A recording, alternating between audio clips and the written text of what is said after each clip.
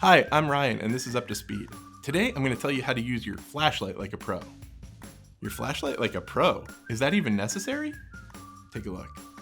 So you may be in a restaurant and need to read a menu. All you need to do to access your flashlight and some cool tools within your flashlight is to swipe down from the top right-hand side of your phone. You'll notice that you have a flashlight icon. Tap the flashlight icon and your flashlight turns on.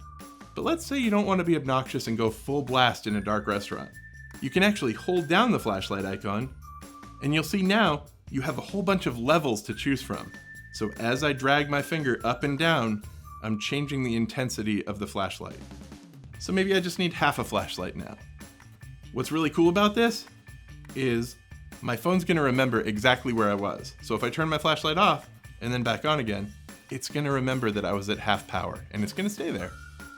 So now you're up to speed with your phone's flashlight.